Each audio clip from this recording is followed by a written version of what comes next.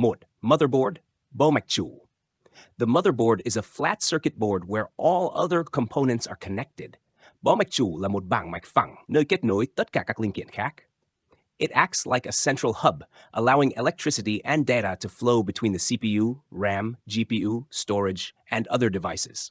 Nó hoạt động như một trung tâm kết nối, cho phép dòng điện và dữ liệu lưu thông giữa CPU, RAM, GPU, ổ lưu trữ và các thiết bị khác. Slots, ports, and sockets on the motherboard provide physical connections for components. Các khe cắm, cổng kết nối trên bo mạch cung cấp các điểm kết nối vật lý cho các linh kiện. Although essential, a motherboard is usually cheaper than a CPU or GPU because it mainly distributes power and data rather than performing heavy calculations. Mặc dù rất quan trọng, bo mạch chủ thường rẻ hơn CPU hay GPU vì nó chủ yếu phân phối điện và dữ liệu thay vì thực hiện các phép tính nặng. Central Processing Unit, bộ xử lý trung tâm. The CPU is often called the brain of the computer. It sits in a socket on the motherboard. CPU thường được gọi là bộ não của máy tính.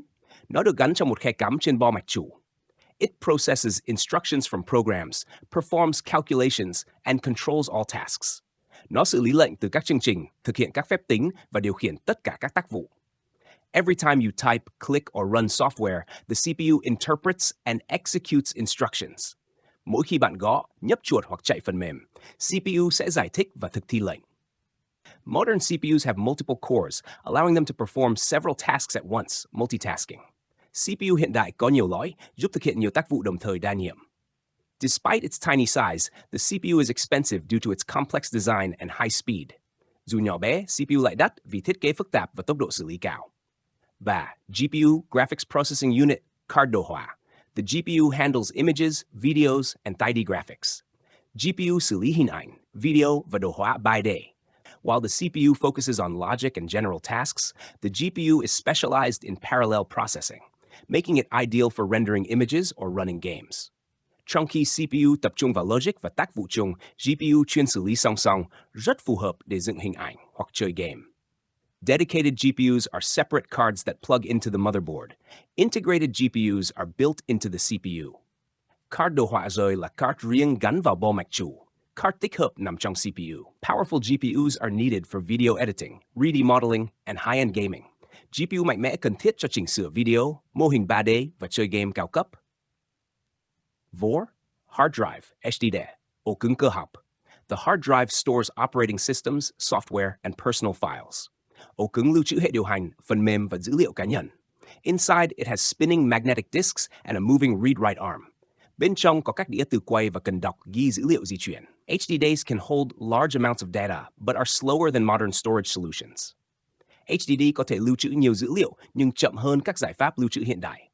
They are ideal for storing big files like videos, photos, or backups. Chúng thích hợp để lưu trữ các tập tin lớn như video, hình ảnh hoặc sao lưu.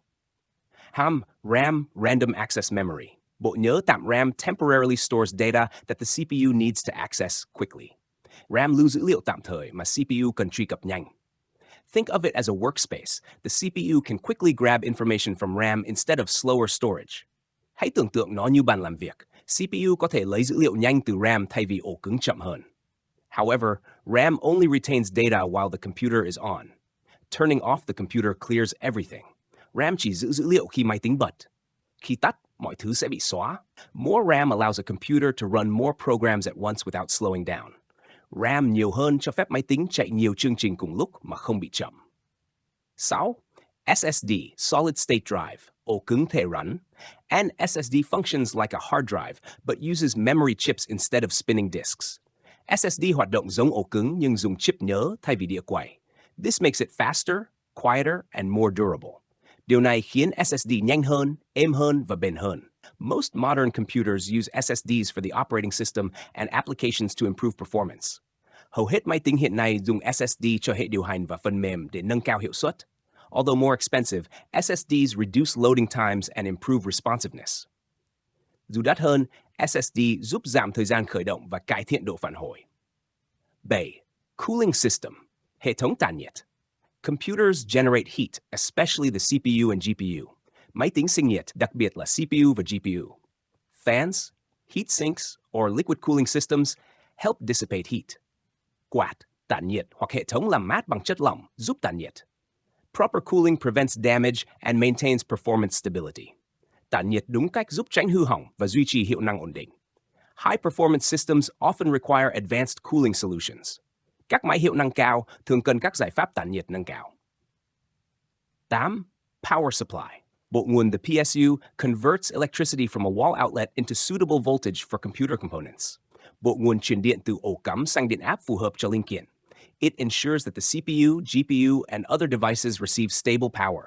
Nó đảm bảo CPU, GPU và các thiết bị khác nhận được nguồn điện ổn định. Laptops use built-in PSUs with rechargeable batteries for portability. Laptop sử dụng bộ nguồn tích hợp với pin sạc để có thể di chuyển. Wireless card, card mạng không dây. This card allows the computer to connect to Wi-Fi networks without cables. Card mạng cho phép máy tính kết nối Wi-Fi mà không cần dây cáp. Without it, a computer must use an Ethernet cable to access the Internet. Nếu không có, máy tính phải dùng cáp Ethernet để truy cập Internet. Modern wireless cards support high-speed Wi-Fi and Bluetooth connections. Card mạng hiện đại hỗ trợ Wi-Fi tốc độ cao và kết nối Bluetooth. Pattern 10. Case, vỏ máy tính. The case is the protective outer shell for all components. Vỏ máy tính là lớp bảo vệ bên ngoài cho toàn bộ linh kiện. It directs airflow and supports cooling systems like fans or liquid cooling. Nó điều hướng luồng khí và hỗ trợ hệ thống làm mát như quạt hoặc tản nhiệt chất lỏng. Cases come in different sizes, compact for small setups or towers for gaming and high-performance PCs. Vỏ máy có nhiều kích thước, nhỏ gọn cho cấu hình cơ bản hoặc dạng tháp cho máy gaming và máy hiệu năng cao.